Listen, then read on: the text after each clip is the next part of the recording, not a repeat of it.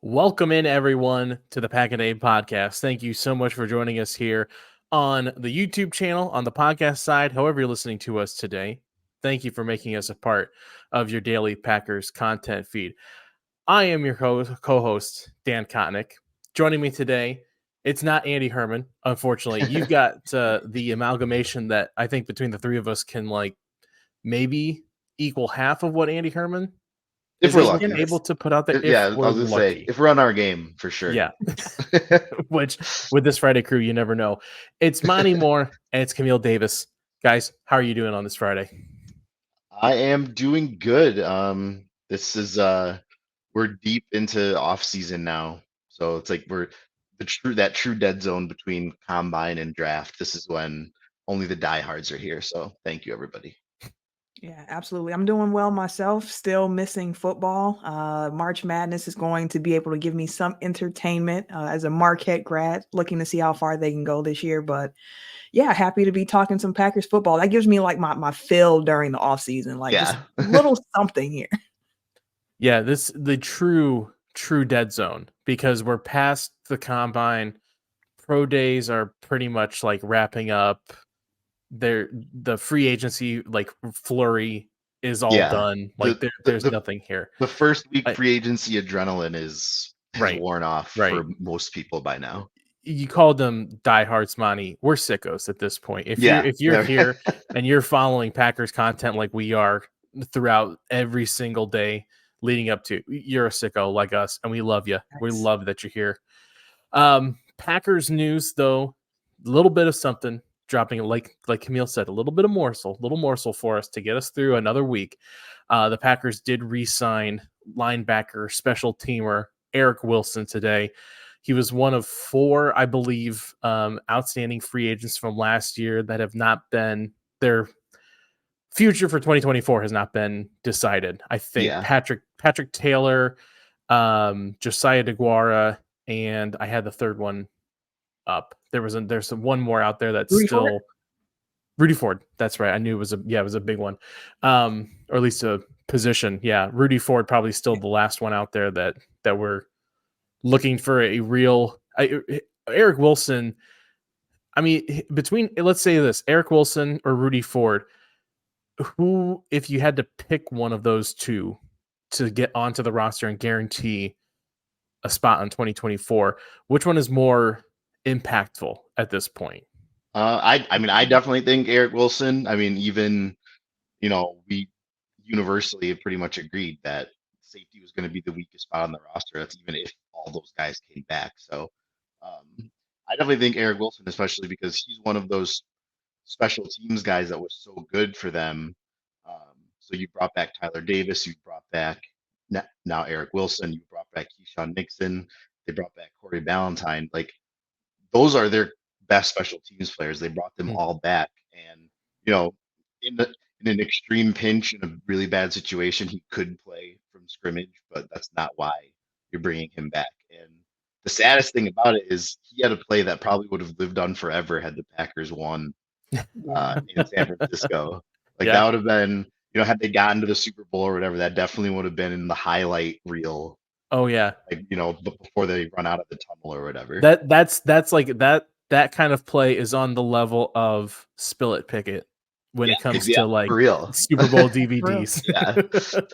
No, I think I would agree with that, just given the fact that we know historically special teams has been an area of weakness for the Green Bay Packers. We know that at this point. And we also know that Eric Wilson is somebody who contributes positively to that unit, in addition to him being somebody who's just a good depth linebacker piece. You don't want him to come in and be playing major snaps, but in a pinch, as we saw in the playoffs, like, him being in the game is not necessarily a net negative, but you don't want to necessarily lean on that. But given his value to special teams and how much we've talked about getting this unit to be just average at average special teams we've been asking for.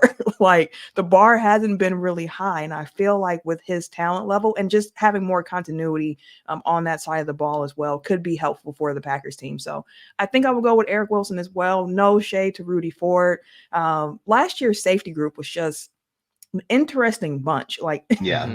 We knew it was the weakest spot, and it feels like every other week it was somebody different who I'm like, you know what? He should start. It should be Ford. Nope, it should be Owens. Nope, you know what? There was like, that you know there what I was mean? that constant rotation of Jonathan Owens, Anthony Johnson Jr., Rudy Ford, like which guy was going to play next to Darnell Savage when Darnell Savage was healthy. So yeah, just knowing that room was probably gonna have to be wiped out and rebuilt.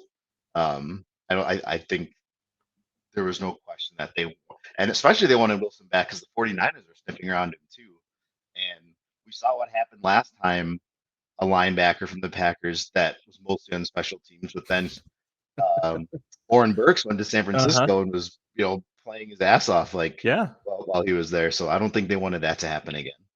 Yeah, we know we don't want another Ordenberg situation. I do think I agree ultimately, that Eric Wilson is probably the more impactful of the two. You're kind of like splitting hairs when you're talking about special teams linebacker, right? Third string safety. I only pose the question because, once the Packers made their decisions on Bakhtiari and AJ Dillon and Aaron Jones, like those are kind of the three of the main ones. Like we kind of moved past, like everyone else was kind of in a situation of it'd be nice to have back, or it would be good to bring back, but we don't really, they're not the impact players.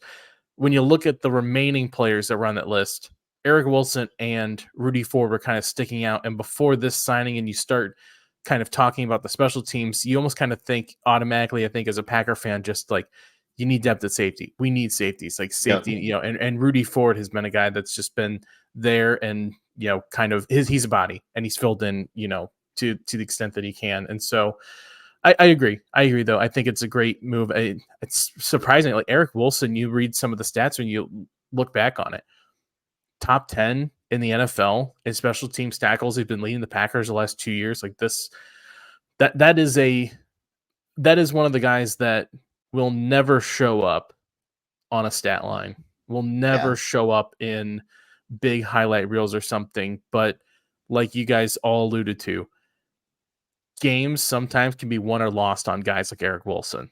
Yep. And to an extent, the pretty much in the playoffs too. Yeah. That tends to happen. The San Francisco game almost got won or lost based on Eric Wilson. Yeah. Yeah. So glad to have Eric back in the green and gold. Speaking of special teams, it transitions very nicely into sort of the topic we want to discuss today. Monte, you bring up Keshawn Nixon coming back to back, all-pro kick returner. The NFL Rules Committee releasing their proposals that the team owners will vote on to see if they'll be adapted for the upcoming 2024 season.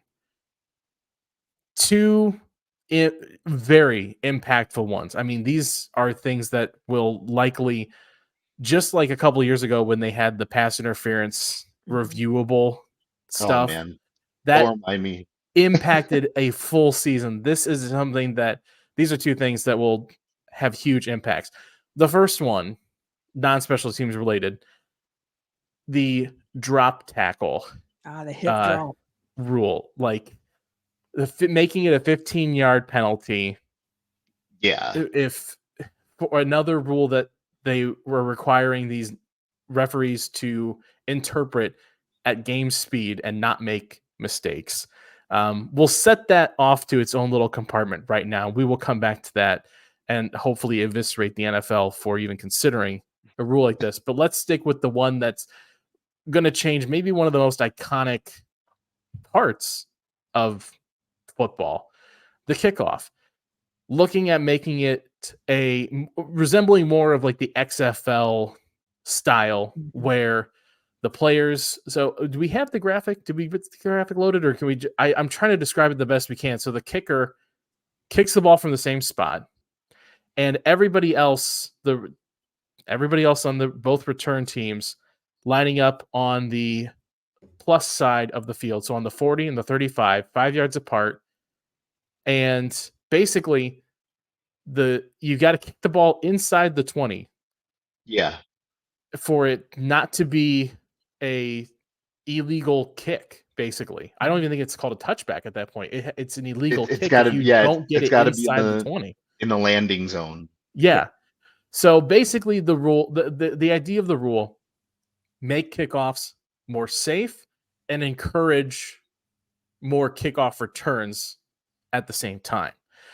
I mean, I didn't realize the numbers were so stark, but I remember in 2010, and I actually, if Wes Hodkowitz is listening, I wrote in to ask Vic back in the summer of 2010 when they were proposing this rule change, and I said, "There'll never be another kickoff return in the league." And Vic said, and Vic told me, "Let's give it time to breathe." Well, Vic, back in 2010, I think it was said 87% kickoffs returned, down to 27. Yeah. This 27 or 22% this past year. That is an enormous drop. And so I want to start asking you guys, just in terms of not even getting into the rule, but the kickoff itself, is it something that's important to you as a football fan? Like to see that kind of happen? Yes. It's one of the most exciting plays that you can have in football, in my opinion, because it feels kind of like, okay, this is routine. Like we're going to kick the ball and see what happens. And you have to be, things have to break so right for you. Blocking has to be right. You have to see the right lanes. You have to have a returner with the right acceleration who can read the lanes and break one. Like to see a player break for a touchdown on a kickoff return, it's one of my favorite things in football because it's so exciting and it's such a momentum shifting play. Because like your offense needs to come out there to score. One play, you're gone, touchdown. Like I've always loved the kickoff, and to see how it's declined and making touchbacks like the new thing where it's like, well, we're going to get the best field position most likely if we just do a touchback. Right. Not even try. Yeah, like not even try. And I feel like this new rule takes that away. Like it's encouraging you to try to kick into that landing zone because the penalties, if you miscalculate, can be a lot more severe than what you got before. Like not hitting in that landing zone, like starting at the 40, like that's game changing. And that's what's so nice about it, because they kind of incentivize you to not still get the touchback because the touchback becomes the 35.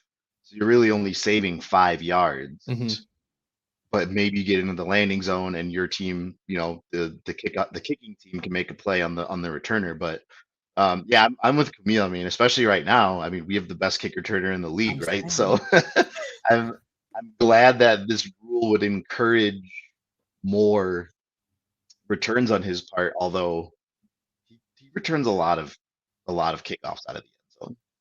Well, they said the Packers led the league in kickoff returns last year by a wide margin. I think the Packers returned 80 some kickoffs last year is what I saw. And I think the second closest was the Commanders with 60 something.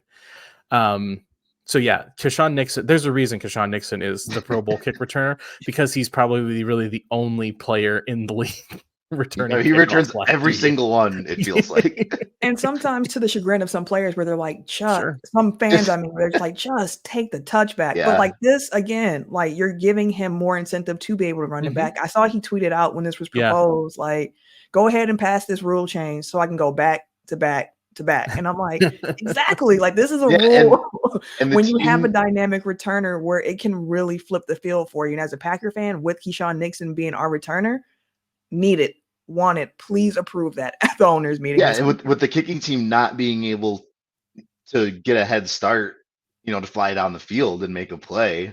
I mean, your speedy kick returners or guys with the best vision are going to be at a huge advantage, because it's not even about let's see what lanes are developing while I'm returning. It's they can't even start to come get me until I touch the ball. And it almost becomes like a running play, because you've got basically like an offensive line, a defensive line. You get the ball, like you might get the ball 10 yards back from the line of the line of scrimmage. One hole opens up, and like you said, like a speedy guy like that can take advantage of him. Can you imagine? I know we're Packers, but can you imagine like Devin Hester? He's probably sitting at home like, why couldn't I have this opportunity? He's probably looking up if you could come back into the league after you retired. and keeping elected the Packers like a Desmond Howard. Like if you put this type of rule in with a Desmond Howard, like he was already dynamic. Yeah. But you know what? I will say though, as a football fan, because Camille, you touched on it, the kickoff itself right now is so iconic that it's hard to imagine a change like this. And I understand like what we consider football right now back in the 60s, 70s was not football. Right. Yeah. Like, you know, completely different game. Every generation with rule change, like this isn't football anymore. But that's the football we grew up with. And so obviously, like it makes sense. Like every generation is going to have a different kind of iteration of football. But God, it just feels like ever since, you know, if I can go to like my Howard Cosell, like ever since Newt Rockne and Teddy Roosevelt decided to put a pigskin on the field. I mean, it's just there's always been a kickoff like this, you know, and it just feels like we're changing something so unique to football, you know. And it's the closest thing to it. I mean, a kickoff returns and punt returns. It's kind of like the closest thing that football has to ballet. It's like everything's got to be so precise, and when things work and they move in unison and it's working, like it's a beautiful thing to watch, especially, you know, when the broadcast do that awesome sky cam where it's flying over and tracking the players as you're like following it. Yeah. Like when that happens and it hits for a return, that's a great thing to watch. Like that, sorry, Camille, the one from 2 years ago, Keshawn Nixon against the Vikings. The sky cam perfectly pivoted right as he's breaking free. And yeah, like what you said, Camille, like you get that instant shock of like, he's gone. Because then they switch it around and he's running into the camera. Yeah. As it's tracking. Yeah, that one was amazing. Yeah. It's beautiful. And just thinking about if they do propose this rule change and it's approved and we see it implemented in the next season, maybe it happen that fast. I know it's still kind of fuzzy on when it'll be implemented, but let's just say it'll be implemented for the 2024 season. It is just a 1-year test. So if it doesn't work out, they can always revert back to what they were doing. Like they're just trying to find a way to keep the kickoff in the game, but also make it safer, because one thing with this new rule proposal, with no one being able to move until the ball hits the ground, like outside of the return man, of course, but that aspect of it, it takes so much of that collision out, which led to the head injuries, which led to soft tissue injuries. So it takes all of that out the game, but still gives you opportunity to see that a kickoff return happen. So it's like trying to find the best of both worlds. Like, how do we make this as safe as we possibly can while also keeping it in the game? So it'll be interesting to see how it works over a 1 year, especially since the XFL, who they got this idea from, now that they merged and now it's just the USL, they're doing NFL kickoff. Like they're not even doing that kickoff in the spring. So it's really interesting. It'll be really cool to see how that looks in the NFL, with no shade to XFL, but with NFL level talent. I'll just be curious with the speed and everything like that, just how it looks. Yeah. Well, I mean, they said in the XFL 2023, 90%, over 90% of kickoffs returned. Yeah, I mean, you look at it as it's a good idea made better by a better product with the NFL adapting it. Like Apple, what they do to Samsung. Wow. I as a proud Samsung diehard. I'm a proud Android user, but not a Samsung user. Hey, listen, you know better than anyone. You see the Apple when they're like, hey, this brand new feature, and Amazon or Android's like, we've had that for 2 years. No one said, where have you guys been? Like, big thing. Look. One more thing with the rule proposal here too, to mention before we talk about the drop tackle stuff. The tuck rule remains in place. No proposal for eliminating the tuck rule. Thoughts on that? I'm in favor. I think it was silly to even propose eliminating a play like that. You know what's funny? When's the last time you've even seen it called? Right. That's what I was going to say. I don't even think about the tuck rule. Like that's how infrequently I cannot remember. Oh, no. Oh, I'm sorry. Did I say the tuck? I'm so sorry. I meant the tush push. The tush push. The tush push. I was say, I'm like the last time Monte. It was the theme of last year. Did you watch any football last year? The tush push. I'm never in favor of getting rid of something just because one team is better at it than everyone else. Yeah. I think not many teams stopped it, and if it was such an unstoppable play, why did so many other teams fail when they tried? So you can't punish a team for figuring something out within the rules and then just being better at it than everyone else. I hope they don't get rid of it, but I mean, all the breadcrumbs are there that they're trying to legislate it out, even if it's going to be. You guys remember later last year they started calling a penalty on it to try to discourage, to discourage people from doing it. So they clearly doesn't seem like they want to keep it. So I assume it'll be gone. Yeah, I feel similar. The tush push has always, to me, just been kind of like an elevated quarterback sneak as is. Like, it's just like one team figured out how to do it in a way that no one else can stop. And it reminds me of like being younger, playing Madden against like my uncle, and he's running the same play over and over, and you're like, do something different. He's like, well, why don't you stop it? Like, that's how the tush push is, where it's like, if you know it's coming, so it's not like the advantage of surprise is on their side. Like, you know what's happening, figure out how to stop it. Yeah, no, I completely agree. I think it was silly to even consider banning it because one team ran it pretty good versus everybody else running it okay. So completely bypass. I'm itching to get to this hip drop tackle thing. Two other things here to talk about with the other side. I do think on the kickoffs, if you are doing, because part of the kickoff as well, onside kicks, you have to. There's no more of the surprise onside kicks. I think if you're going to do this, if you're going to implement this new style of kickoff, just go all the way and implement the rule that the Eagles have been trying to propose of the onside kick is convert a 4th and 20.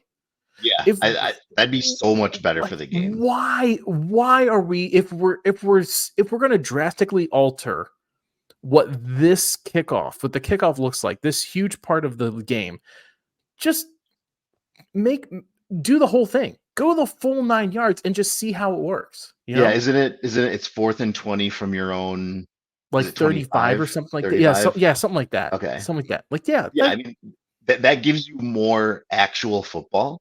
Right. And you want to talk about those situations where you're going to be using that, like where you would have onside kicked before. I mean, that's going to make comebacks so much more exciting, right? Because if a team goes out there and converts that, so now they've got the first down.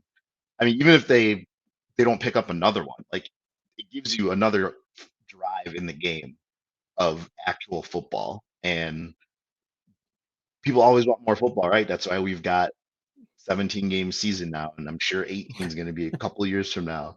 And they play on Monday, Thursday, Saturday, and Sunday, and Friday this coming year with the Brazil game. Yeah. So more football, the better. I think that's what that rule gives you, and they should absolutely do that. Now, for me, I don't mind them saying like the onside kick, you can only do it in the 4th quarter and you have to declare. Like, that actually doesn't bother me as much. Like, when I first heard it, I was like, but it takes away the element of surprise. Like, what if like it's a situation like why would you do that? Then I actually sat there and I was like, well, how many times do teams actually do surprise onside kicks? And I heard it on the Pat McAfee show when they were talking about, and they were like, it's actually really not that frequently. Like, maybe it's a handful of times in the season where someone's trying to do a surprise onside kick. So it's like, you're not going to miss too much out of it. So for me, it's like, if that's the exchange I have to get in order to see the new kickoff rule implemented, that I have to give up surprise offensive kicks or offsides kicks, I'll take that exchange. I can live without onside I can kicks. I can live with it. Especially as Packers fans, we don't want to see that play ever again. Yeah. Oh gosh. You didn't have to say anything else but that. And it's like, right. Yeah. No, I just always think back to that the Saints Colts Super Bowl. Just exit. Oh my God. Those are just kind of those things that But even that was what, 2006? That was a long time. It was 2009. It was the year right 2009. before That's the right. Packers. For the Packers. Yeah. The other thing too, the other one that did not get proposed, was proposed, is not getting put up for a vote, is the fumble out of the end zone as a turnover and touchback. I support that rule. I support it as well, but it's also one of those ones where like someone that really ardently supports not changing it can make a pretty good argument for me to say like, yeah, well, like hang on to the ball. Like I get it, but I'm with you too. Like it seems silly to make that. Like, why is that a rule? You know, I would like to see that one change too. I like the rule. Oh, you like the rule currently? I'm pro fumble touchback. You're pro fumble. Yeah. Let's hear the debate. So the way I look at it is, like you said earlier, people look at football now and say, you know, this isn't football. Everything's changed. Like everything favors the offense pretty much. Yeah. I don't mind something that punishes them for not doing the main purpose, which is just don't fumble, right? The end zone is supposed to be holy ground. That's why the rules change for catches in the end zone. That's why all the things are different once you cross the plane. I just think if you're gonna reach out for the pylon, like, or reach for the end zone, like, you better make a conscious decision to do it, or don't, you know, be lazy with the ball at the goal line. But even above that, I like the rule because it almost always ends up being high leverage when it happens in a game. Like it doesn't really happen in a blowout necessarily that often. It's always almost in high leverage situations, which makes the game way more exciting. My counter to that is that it's a awful rule when it happens to the Packers, but hilarious. That is true. It's hilarious when it happens to anybody else. See, high leverage. But when it happens to the Packers, it is a terrible rule and needs to be addressed by the NFL committee. I think Monte won that argument right there. I think he did. You did have a strong point, though. I had to think about it for a second. No, I think you made a pretty compelling with the high leverage of like, and also to beautifully segue into our final topic with the NFL Rules Committee, everything favors the offense extraordinarily lopsided, like one way. And so a rule that benefits the defense at one point in a high leverage situation maybe isn't such a bad thing. And it benefits them only because it's almost always self-inflicted by the offense. So. Sure, exactly. Yeah.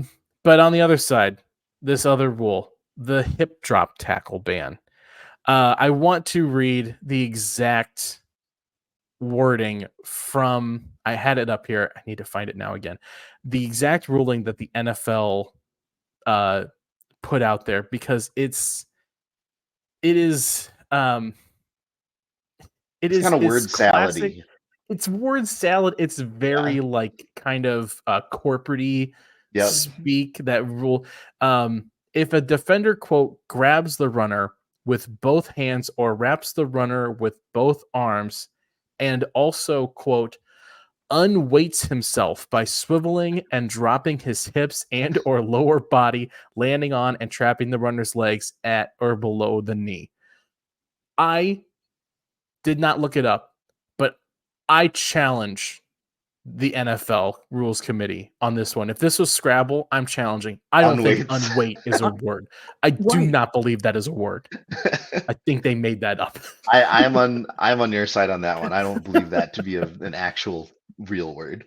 But so basically the rule, it's those tackles that you see, the player, you'll wrap up and you the defender's body, you go limp to drag the defender down. And what we've seen is an uptick in injuries with this, where, just like in a horse collar tackle, or if you clip somebody, you're wrapping up those legs underneath the weight of two other bodies falling down. And that's where you get a lot of these injuries.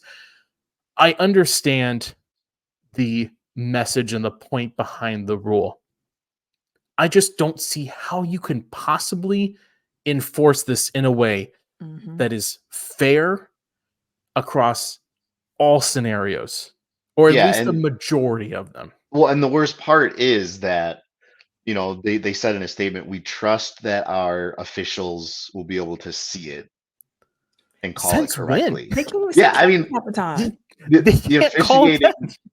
The officiating has been a huge topic with how bad it is for, almost like the last 10 years, but the last like 3 or 4, it has been loud rhetoric about how bad the officiating is. So for them to try to lean on, say, we're going to lean on the officials to see it correctly, like that feels like a slap in the face to the fans of the game, first of all. But then to even simplify it, what really sucks is, so if there's a guy running at you with the ball straight ahead, you have a very small window where you can hit him head on, right? You can't go high, can't go low. You got to kind of hit in the strike zone, which some of these players run at 20 miles an hour, so good luck. And then if you're coming from the side, same thing, right? You can't go high, you can't go low, but you also can't grab them from inside the jersey and pull them down, which that is good. Like the horse collar is one that made sense. Yeah. So now if you're running up to the ball carrier from behind, how are you supposed to tackle? Like, they have momentum running forward. You can't try to stop them by pulling them backward. So you gotta push them forward and make them fall on their stomach. And that's what Richard Sherman said. They should make them try that in real, to try to make a tackle or to have someone see it in real time to see how impossible this is going to be for the players to not get called on. And it's not going to be called consistent, that's going to be the most frustrating thing. There's going to be no consistency. That right there is exactly going to be the problem. The problem is that it is such a dubious definition. Yeah. There is, and that's why they're using words like unweights or this is because you can kind of say unweights. Who knows what it sort of means? And it is actual word, unfortunately. Oh, you looked it up? Lost the I Scrabble did look it up. I know. This is why I lose Scrabble a lot. But it's this dubious definition that really doesn't have it leaves so much up to the interpretation. Right. And like you said, Monte, it feels like such a slap in the face to anyone who has watched the NFL over the last, call it 10 years, 10 years or so. Really, it's been since that the last official strike in, what was it, 2011, 2012? Well, yeah, that's what gave us the Fail Mary because of that. Right. Yeah. Ever since that point, it seems like there has just been a sharp decline in the consistency of officiating. And I don't think it's all the officials' fault. I think the NFL and the rules committee tries to insert themselves and make a completely imperfect game more perfect. Yeah. You're never going to get that. And we keep getting more and more of these situations like this. There will guaranteed be there will be multiple games next year that are decided based on, and in the end, on a call like this because of a tackle. Did it actually get approved? No, it's getting these are both getting voted on. I think later on this month. Because I remember I don't know if you guys saw, but the Players Association released a statement that they're vehemently against it. Like they were in no uncertain terms how they felt about it. So we'll see. Sense. Yeah, we'll see if that gets taken into effect. But yeah, I'm really hoping that one doesn't go through. Me too, because here's the thing with it. I applaud the efforts that the NFL has been making to make this sport safer because football is violent. And that's the thing about football. It is innately a violent sport. Like I say it often. I heard one of my co-hosts saying when he's like, injuries in football are a feature, not a bug. Like that is what is going to happen. It is a very violent sport. So improvements to the helmets, I'm with it. Not letting players target, I'm with it. Like I get it, but like you have to give the defensive players some area on the body to try to go for. And to say like if you're like on the side or behind somebody and you're trying to wrap them up, like the thing you're going to think about, I'm going to use their momentum against them to bring them down. Like that's just what you would think. And it's just giving players Another thing to think about while they're trying to play defense, they're already trying to think like, I can't go high, I can't go low, I got to and these players are moving so fast, and it's just going to be difficult, I think, to also call consistently, like you said. At least with a horse collar, you can see a hand very clearly going into a collar, and it happens. Like even in real time, you're like, I can see that. Looks like a horse collar. So it just feels messy to me. It feels like another disadvantage for the defense. It's not something that I think is going to be called consistently. And it's something where you're trying to make the game safer again, but you might make it more dangerous because you're making these defensive players have to even think more. Now, where are they going to aim when they're going for their tackles? And we already know in practice, they don't get as much time to do live tackling. Right, that's the other thing. So like, how are they going? Like, they're going to do this offsite at like various different camps. That's not necessarily NFL like mandate. Like, you know what I mean? It's just so many different moving parts to it. Which they don't like you doing either. Right. And they point to the fact that, in rugby, they banned the hip drop. And it's like, that's a different sport. Like rugby and football, they're cousins, sure, but they're different. Right. Rugby is a completely different animal. Like it's so different. And the thing that I think gets overlooked here is every time the NFL talks about this in terms of, well, we looked at the data. We looked at the data, and the increase of injuries goes sharply up when defenders are doing the hip drop tackle. Do we ever look at the data from the other side of how much more are defenders getting hurt because they're having to tackle in ways that are more unsafe for them? Yeah. Or like you said, Camille, they're having to stop and think an extra split second about how am I going to tackle Derrick Henry running 25 miles an hour right down my throat. Like, and now the defender is putting himself in a worse position bodily because he has to think about, well, I can't tackle him low, I can't go high, I can't come from behind, I can't do the hip drop, I can't do the. And I'm not saying that they think about that all the time, but like you just give them one extra thing to like have to consider when they're sizing up.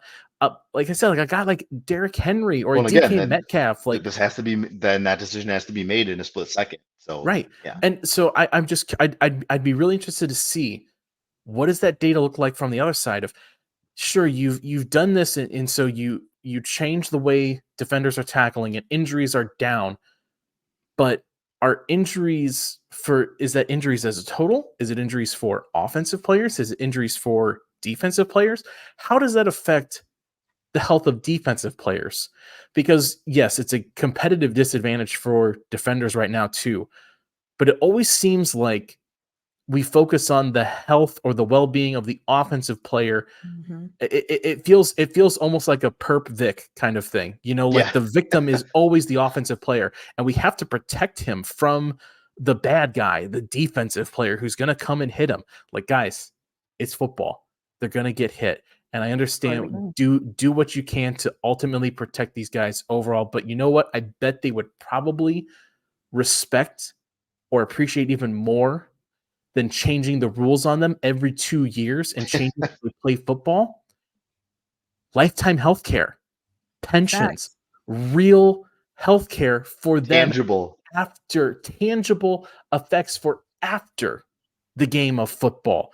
When they're suffering from these injuries that are going to happen, no matter how safe you try to make the game. Exactly. So it's a feature, not a bug, unfortunately. Yeah, get off my little soapbox there. All right, so 3-0 against. There we go. It's not happening. Down. Yeah, thumbs down.